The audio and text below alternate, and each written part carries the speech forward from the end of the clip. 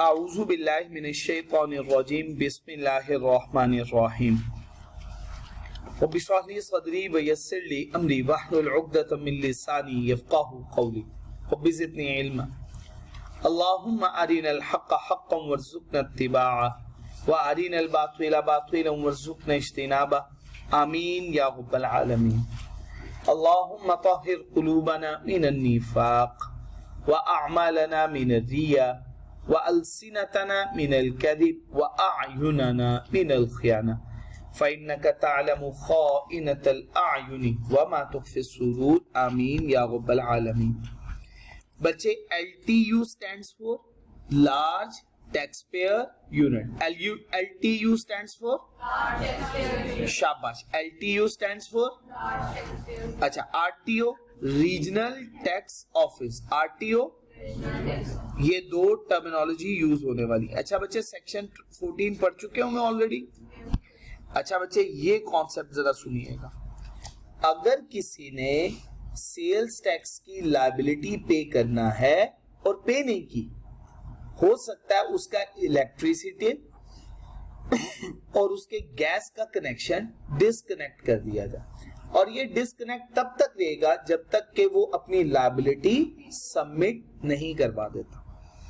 Gas और electricity का connection discontinue हो सकता है और इसका ऑर्डर FBR जनरल ऑर्डर पेश करेगा। फॉलोइंग केसेस में किसी भी पर्सन इंक्लूडिंग Tier 1 रिटेलर जो के रजिस्टर्ड होना चाहिए था सेल्स टैक्स में और सेल्स टैक्स में उसने अपने आप को रजिस्टर्ड नहीं करवाया।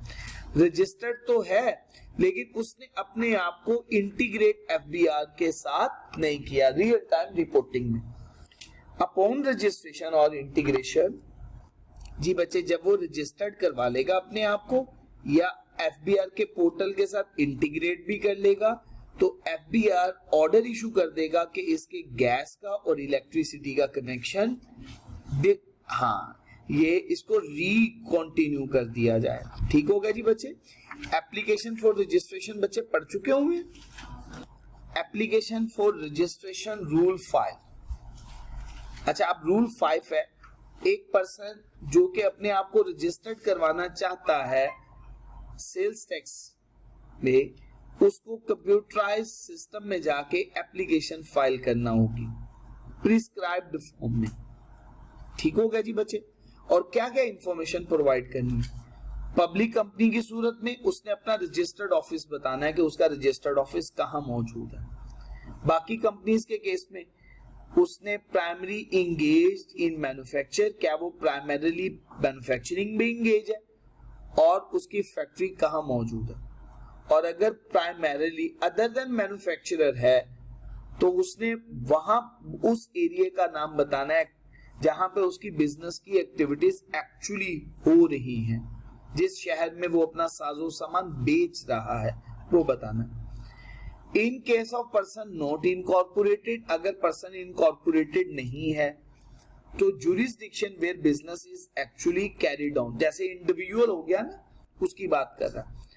तो कहता है अगर इन case of person not incorporated, अगर पर्सन इनकॉर्पोरेटेड नहीं है तो वो जुरिस्डिक्शन बतानी है जहां पे उसका बिजनेस एक्चुअली कैरिड ऑन है। इन case of person not incorporated, single manufacturing unit है और उसका बिजनेस प्रीमिसेस और मैन्युफैक्चरिंग यूनिट दो मुख्तलिफ इलाकों में मौजूद है, एक ही इलाके में मौजूद नहीं है, तो वो जुरिस्डिक्शन बतानी है जहां पे उसकी मैन्युफैक्चरिंग यूनिट मौजूद हो। ठीक हो गया। और FBR क्या कर सकता है, इसकी रजिस्ट्रेशन को ट्रांसफर भी कर सकता है of any registered person to a jurisdiction where the place of business और रजिस्टर्ड ऑफिस और मैन्युफैक्चरिंग यूनिट इज लोकेटेड। तो ये बहुत प्लेन रीडिंग है, सिंपल सी बातें हैं, पढ़ें जरा जल्दी से। बिस्मिल्लाहिर्रहमानिर्रहीम। बच्चे इसकी भी प्लेन रीडिंग है, इसको भी जरा खुद से आपने पढ़ना है। अटैचमेंट, जो एप्लीकेशन आप रजिस्ट्रेशन के हवाले से सबमिट करवाएंगे उसके साथ क्या क्या चीजें आपको अटैच करनी है उसे कहते हैं अटैचमेंट। बहुत स्ट्रेट फॉरवर्ड है, पढ़िएगा, जिस पॉइंट की ना समझ में आए उसी वक्त पूछिएगा मुझे। अच्छा बच्चे अब जरा इस बात को समझना आपने अच्छे तरीके से। यह है टेम्परेरी रजिस्ट्रेशन। टेम्परेरी रजिस्ट्रेशन का मतलब क्या है? एक मैन्युफैक्चरर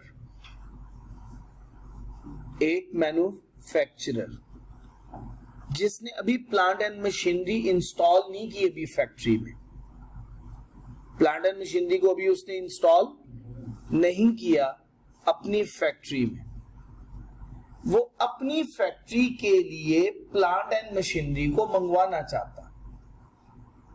अगर तो वो प्लांट एंड मशीनरी को मंगवा के आगे बेचना चाहता है तो वो तो कमर्शियल इंपोर्टर हुआ।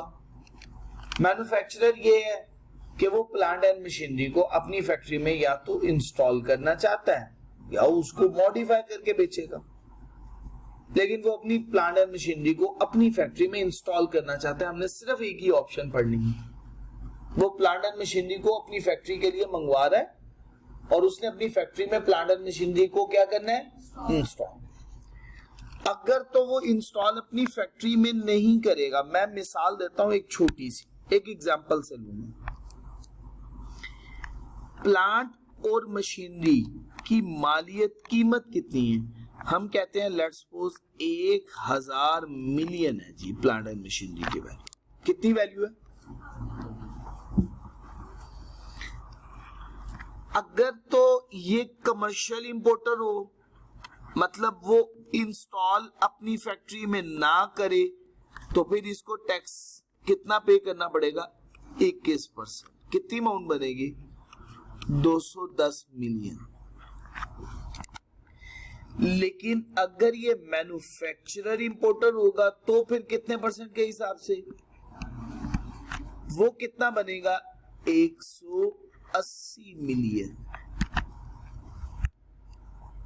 ये बात क्लियर है? अभी ये रजिस्टर्ड नहीं है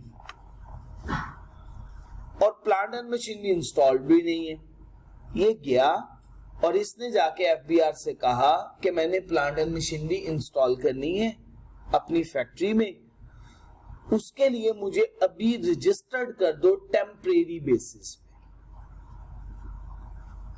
किस पे? टेम्परेरी। टेम्परेरी रजिस्ट्रेशन इसको कितने दिन के लिए करने के लिए देंगे? 60 दिन के लिए। और इस प्रोसेस में कितना टाइम लगेगा? 72 आवर्स। तो 72 आवर्स पहले उसको एप्लीकेशन देनी है, 72 आवर्स के बाद ये मुकम्मल हो जाएगा प्रोसेस। इसको 60 दिन के लिए रजिस्टर्ड कर दिया जाएगा, लेकिन एक कंडीशन रखी जाएगी। कहा जाएगा देखो, आप अगर कमर्शियल इंपोर्टर हो तो फिर 210 मिलियन बनेगा, अगर मैन्युफैक्चरर हो तो कितने परसेंट होगा? 18%। कितनी फिगर?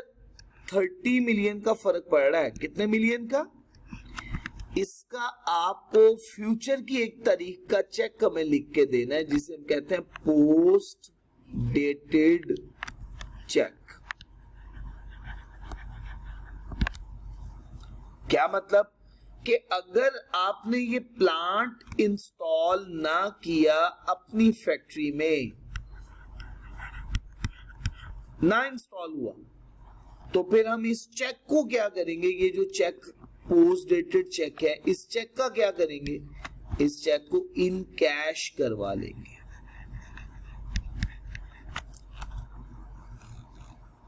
और अगर आपने इंस्टॉल कर दिया, चेक कैंसिल करेंगे, आपको वापस दे देंगे। समझ आ गई बात?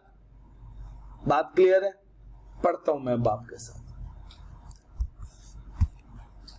वेयर अ मैन्युफैक्चरर, अगर एक मैन्युफैक्चरर अप्लाई करे रजिस्ट्रेशन के लिए और without having installed machinery, machinery अभी इंस्टॉल्ड नहीं, वो टेम्परेरी रजिस्ट्रेशन करवा सकता है। किसके तौर पे?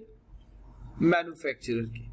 shall be allowed within 72 hours to him for a period of कितने घंटे के अंदर अंदर और कितने दिनों के लिए? Subject to furnishing the complete list of machinery, क्या वो मशीनरी की कंप्लीट लिस्ट प्रोवाइड करेगा जिसको उसने इंपोर्ट करना है, इंपोर्ट डॉक्यूमेंट्स के साथ। टेम्परेरी रजिस्ट्रेशन के बाद पर्सन को अलाउ किया जाएगा कि वो इंपोर्ट कर ले मशीनरी को या रॉ मटेरियल को। मैन्युफैक्चरर के तौर पे, और वो एक पोस्ट डेटेड चेक भी सबमिट करवाएगा, वो बराबर होगा डिफरेंस के ड्यूटीज और टैक्सेस के जो कि उसे मैन्युफैक्चरर के तौर पे अवेल हो रही है। मिसाल के तौर पे 3% है वैल्यू एडिशन टैक्स। बात समझ आ गई जो मैंने भी समझाई है। बाय कमर्शियल इंपोर्ट, अगर मशीनरी उसने इंस्टॉल ना की कितने दिन के अंदर अंदर, issuance of temporary registration, such temporary registration इसकी क्या हो जाएगी और उसका पोस्ट डेटेड चेक क्या कर दिया जाएगा, इन कैश। एक पर्सन जिसके पास टेम्परेरी रजिस्ट्रेशन हो उसको मंथली रिटर्न अपनी फाइल करना होगी, लेकिन वो सेल्स टैक्स की इनवॉइस इशू, और अगर इशू कर दी सेल्स टैक्स की इनवॉइस फिर भी उसे इनपुट टैक्स क्रेडिट हासिल नहीं होगा उन इनवॉइसेस के अगेंस्ट, ना ही उसे कोई रिफंड मिलेगा। ठीक हो गया? किस दौरान? टेम्परेरी रजिस्ट्रेशन के दौरान, और ना ही उसका इनपुट टैक्स कैरी फॉरवर्ड होगा। कोई मुश्किल बात तो नहीं है बच्चे? ये कॉन्सेप्ट था जरा इंपॉर्टेंट, समझने वाला है। एक दफा इसकी रीडिंग दोबारा कर लो। बिस्मिल्लाहिर्रहमानिर्रहीम। कंपल्सरी रजिस्ट्रेशन, बड़ी सिंपल सी बात है, पहले समझ ले फिर उसके बाद रीडिंग कर लेते। कंपल्सरी का मतलब क्या है? इस बंदे का रजिस्टर्ड होना जरूरी है, कंपल्सरी। अच्छा, अब तरीकाकार क्या हो सकता है? एफबीआर उसको नोटिस भेजे आपको रजिस्टर्ड होना चाहिए था, आप रजिस्टर्ड नहीं है तो कांट बी रजिस्टर्ड, उसका वो रिटर्न रिप्लाई देगा। रिटर्न रिप्लाई के मुताबिक उसकी अगर रजिस्ट्रेशन बनती हुई तो वो रजिस्ट्रेशन अपनी करवा लेगा, नहीं बनती हुई और एफबीआर उससे सेटिस्फाई भी हो गया, सेल्स टैक्स डिपार्टमेंट सेटिस्फाई भी हो गया, तो वो रजिस्टर्ड नहीं होगा। बात खत्म। बात समझ आ गई? पहला स्टेप, नोटिस भेजा, उसने रिप्लाई दिया, अगर रजिस्ट्रेशन होनी थी करवा ली, नहीं होनी थी तो वो सेटिस्फाई भी हो गया तो नहीं करवाई। अगर उसको नोटिस भेजा और उसने रिप्लाई नहीं दिया, एफबीआर खुद पकड़ के उसको रजिस्टर्ड कर, क्या कर देगा? उसको रजिस्टर्ड कर। उसने रिप्लाई नहीं दिया, उसको रजिस्टर्ड कर दिया। जैसे ही रजिस्ट्रेशन हो जाएगी, अब रजिस्टर्ड पर्सन के ऊपर जो जो requirements, sales tax invoice issue करेगा, इनपुट टैक्स क्लेम भी ले सकता है, मंथली रिटर्न भी फाइल करनी है, वो भी 10 तारीख तक क्या करना है, 15 तारीख तक क्या करना है, 18 तारीख तक क्या करना है, वो सब रिक्वायरमेंट्स पढ़ेंगे। वो सारी रिक्वायरमेंट्स इस पर कंप्लाई विद हो गई। अच्छा, अब एक और बात, अगर तो बाद में सब्सिक्वेंटली पता चला इसके बारे में कि इसको रजिस्टर्ड नहीं होना चाहिए था, ये लायबल नहीं था, गलती से रजिस्टर्ड हो गया, तो एफबीआर उसको फिर डी रजिस्टर्ड भी कर सकता है सब्सिक्वेंट, कि ओहो ये तो गलती से रजिस्टर्ड हो गया, हम तो ज्यादा ही जिसे कहते हैं ना अग्रेसिव हो गए तो इसको रजिस्टर्ड कर दिए, जबकि इसकी रजिस्ट्रेशन की जरूरत नहीं थी। अब कुछ कुछ बातें मैं भी पढ़ाऊंगा, एक पैराग्राफ छोड़ के स्टार्ट करते हैं। अगर एक पर्सन जिसको रजिस्टर्ड होना था उसने रजिस्ट्रेशन के लिए अप्लाई नहीं किया, नोटिस भेजा जाएगा। क्या भेजा जाएगा? कि भाई आपके पास एक अपॉर्चुनिटी है समात की, आप वो कर ले, नहीं तो हम आपको क्या करने वाले हैं? रजिस्टर्ड करने। उसका रिटर्न रिप्लाई आएगा, उसकी बेस पे हम ये फैसला करेंगे, ऑर्डर देंगे, क्या आया, इसको रजिस्टर्ड होना है या इसको रजिस्टर्ड नहीं होना, वेदर और नॉट, क्या आया होना है या नहीं होना है इस बंदे को रजिस्टर्ड, वो कंपल्सरी रजिस्ट्रेशन। अच्छा, अगर उसने रिस्पॉन्स ही ना दिया जो टाइम बताया हुआ है नोटिस के अंदर, कमिश्नर उसको ट्रांसमिट कर देगा पर्टिकुलर कंप्यूटराइज सिस्टम के और उसको कंपल्सरी रजिस्टर कर दिया जाएगा। अगर वो कंपल्सरी रजिस्टर्ड हो गया तो उसको कंप्लाई विद करनी है तमाम प्रोविजन सेल्स टैक्स की, लॉस की। अगर उसने ऐसा ना किया तो कमिश्नर में इशू नोटिस के अपना रिकॉर्ड लेके आओ, वो हमारे सामने अपीयर हो, तो इतना तुम्हारा सेल्स टैक्स बनता है, जमा करवाओ। अगर ना जमा करवाया तो तुम्हारे खिलाफ हम लीगल एक्शन लेंगे। अगर बाद में सब्सिक्वेंटली पता चला कि वो पर्सन जिसको हमने रजिस्टर्ड जबरदस्ती कर दिया है, उसको तो रजिस्ट्रेशन की रिक्वायरमेंट की जरूरत ही नहीं थी और रॉन्गली रजिस्टर्ड हो गया, computerised system on the recommendation of the commissioner, उसकी रजिस्ट्रेशन को क्या कर दिया जाएगा? कैंसिल कर दिया जाएगा। और such person shall not be liable to pay any tax, default, surcharge और पेनल्टी। इस पर्सन को फिर ना कोई टैक्स देने की जरूरत होगी, ना डिफॉल्ट सरचार्ज और ना ही कोई पेनल्टी। पढ़ लीजिएगा एक दफा दोबारा से। बिस्मिल्लाहिर्रहमानिर्रहीम। बच्चे, पर्टिकुलर्स के समटाइम रजिस्ट्रेशन के पर्टिकुलर्स भी क्या हो सकते हैं?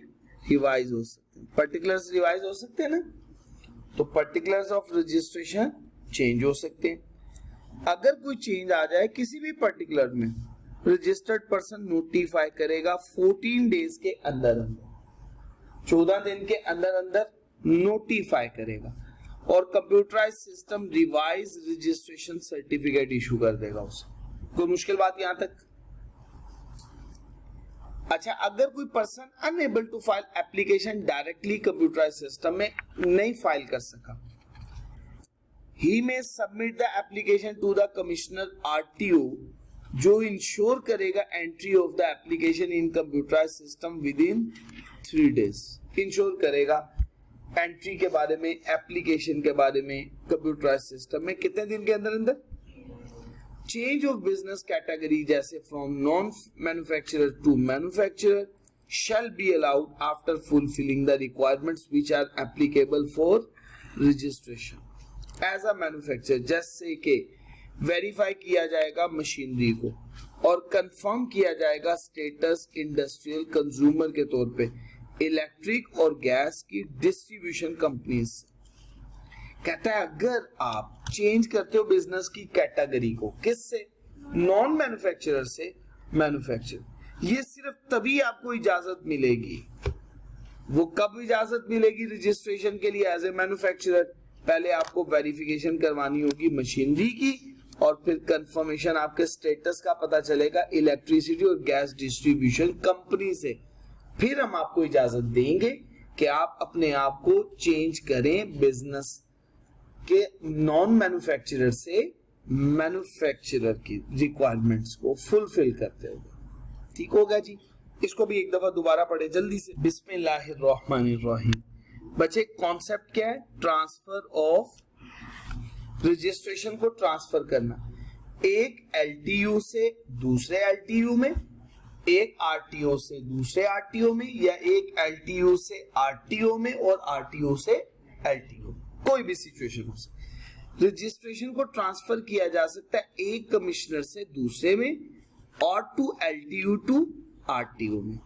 अगर रजिस्टर्ड पर्सन चाहता है कि वो शिफ्ट करे अपने बिजनेस की एक्टिविटी को जुरिस्डिक्शन एक कमिश्नर से दूसरे में और उसकी वैलिड रीजन मौजूद हो, वो अप्लाई कर सकता है कि ट्रांसफर कर दें उसकी रजिस्ट्रेशन को, और उसके लिए अप्रूवल चाहिए सेल्स टैक्स डिपार्टमेंट की। अगर उन्होंने अप्रूव कर दिया तो उसको ट्रांसफर कर दिया जाएगा।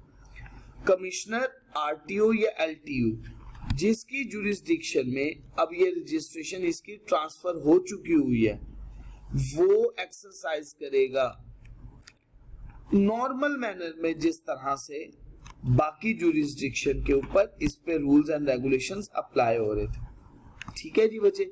इफ इट ऑलवेज है, और फिर उसके बाद ऐसे ही अप्लाई होगा इसके ऊपर जैसे ये हमेशा से इसी जुरिस्डिक्शन के अंडर काम कर रहा था। ठीक होगा जी बच्चे? चले जी। Option to file application with commissioner.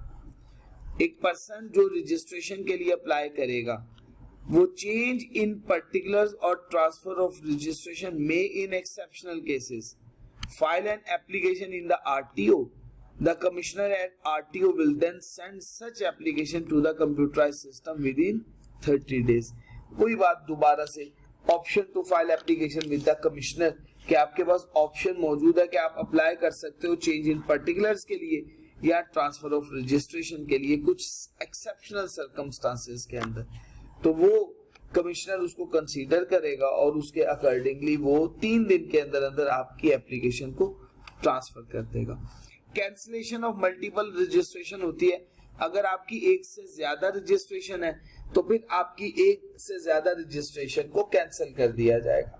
लेकिन अगर आपके एक से ज्यादा यूनिट मौजूद हैं और फिर आप एक से ज्यादा यूनिट की बेस पे एक से ज्यादा आरटीओ या एक से ज्यादा जुरिस्डिक्शन में रजिस्टर्ड है, तो फिर आपको इजाजत दे देगा कि ठीक है आप मल्टीपल रजिस्ट्रेशन रख सकते हो। पढ़िएगा जरा मल्टीपल रजिस्ट्रेशन।